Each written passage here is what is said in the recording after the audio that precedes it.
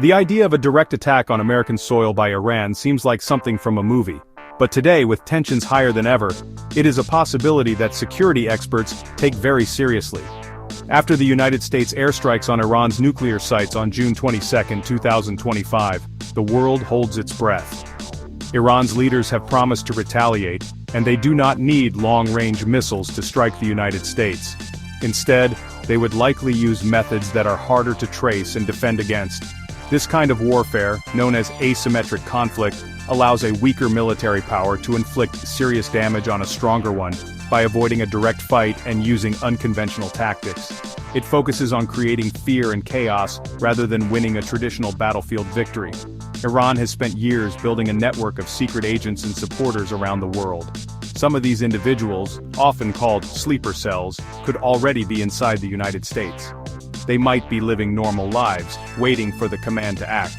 These agents could be directed by Iran's Quds Force, a special unit of the Islamic Revolutionary Guard Corps that specializes in foreign operations. Their mission would be to carry out attacks like bombings or coordinated shootings. Another powerful tool Iran possesses is its cyber warfare capability. Iranian hackers, possibly from the Fatah cyber police, could try to shut down parts of America's essential services, creating widespread disruption without ever firing a single bullet. In addition to its own operatives, Iran has powerful allies known as proxies. Groups like Hezbollah have a global reach and a long history of carrying out sophisticated attacks on behalf of Iran. These groups could be ordered to strike American targets, allowing Iran to deny direct involvement while still achieving its goal of retaliation. The methods could be brutal and designed to cause maximum panic. Imagine coordinated attacks in several cities at once, targeting places where people feel safe.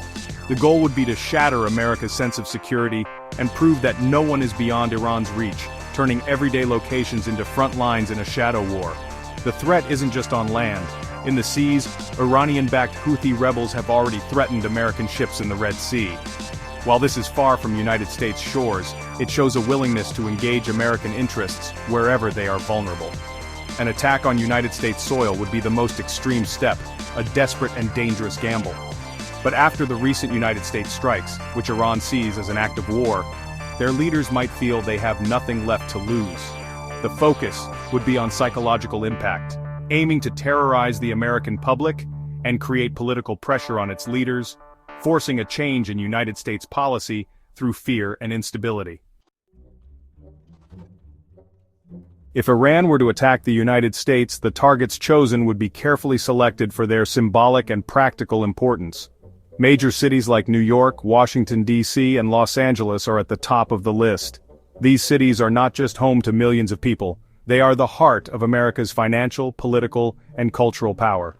An attack in these places would be seen by the entire world. Government buildings, such as the Capitol or federal offices, would be prime targets. National monuments and military bases would also be at risk, as striking them would be a direct blow against the symbols of American strength and pride. Beyond symbolic targets, an attack would likely focus on America's critical infrastructure. This includes the systems that everyone depends on every day. Imagine the power grid going down in a major city, plunging millions into darkness. Think about the water supply being contaminated, or transportation networks like airports and subways being shut down by a bomb threat or a cyber attack. These kinds of attacks are designed to cause the most disruption possible. They aim to paralyze society and make normal life impossible. Soft targets, which are public places with minimal security, are also highly vulnerable. Shopping malls, sports stadiums, and concert venues could be attacked to cause mass casualties and spread fear. The effect on the lives of ordinary people would be immediate and terrifying. In a targeted city, the first moments of an attack would bring chaos and confusion, there would be casualties and injuries, and emergency services would be overwhelmed. For those not directly harmed, a deep and lasting fear would set in. People would be afraid to leave their homes, go to work, or send their children to school. The simple routines of daily life would be replaced by anxiety and suspicion. Trust in public safety would be shattered, and the feeling of security that most Americans take for granted would disappear overnight, replaced by the constant worry of another attack. The economic consequences would be just as severe.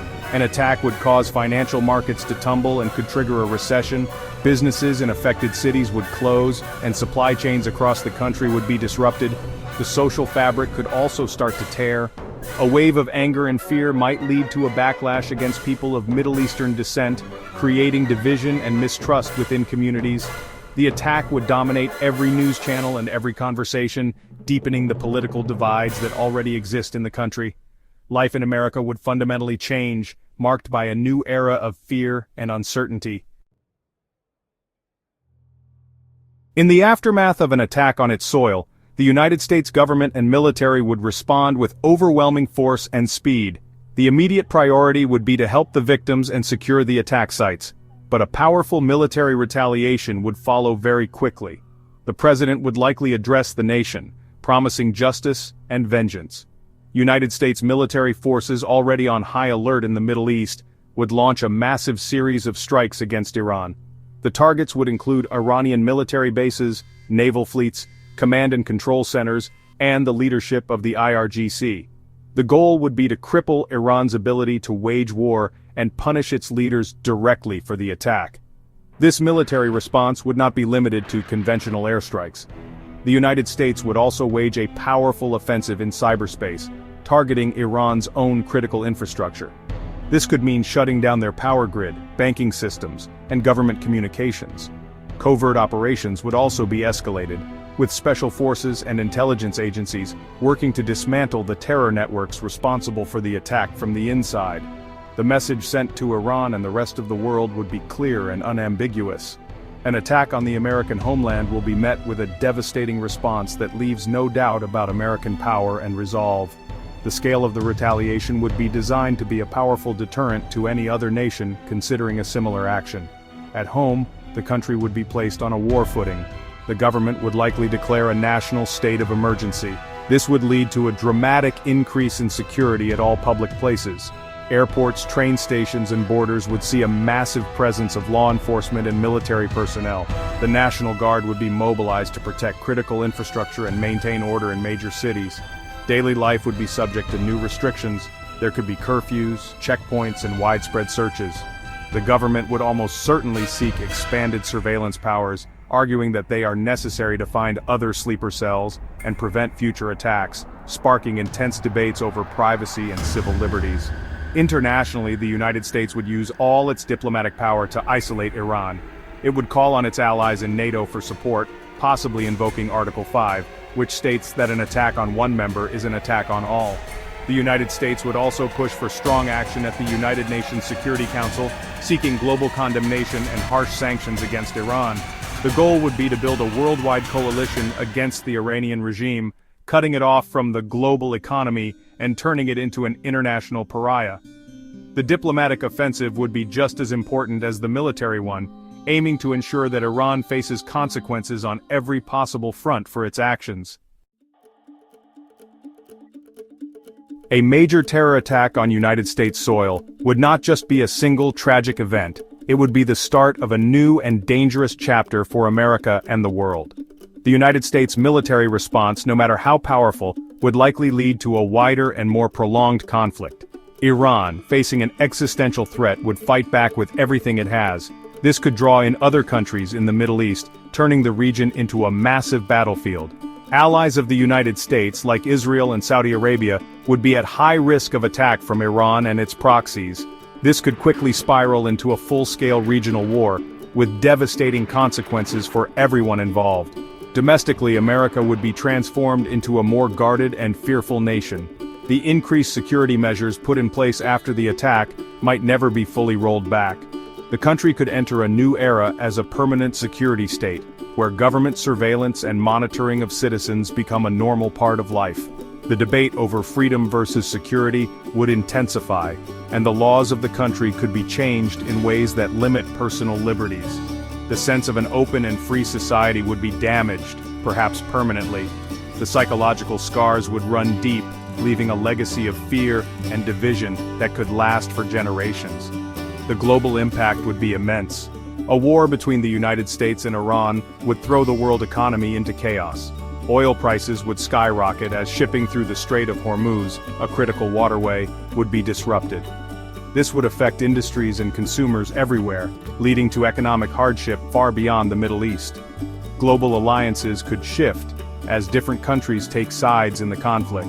Anti-American sentiment could rise in many parts of the world, making it harder for the United States to maintain its leadership role. The risk of terrorism would increase globally, as extremist groups might be inspired to carry out their own attacks. Perhaps the most frightening long-term consequence would be the renewed threat of nuclear weapons. If the Iranian regime felt it was about to be destroyed, it might race to build a nuclear bomb as its only guarantee of survival. This would create a nightmare scenario not just for the Middle East, but for the entire planet. The world would be forced to confront the possibility of a nuclear conflict, a danger that has been mostly dormant for decades. In the end, an attack on America would open a Pandora's box of instability, conflict, and fear, creating a future far more dangerous and uncertain than the world we live in today.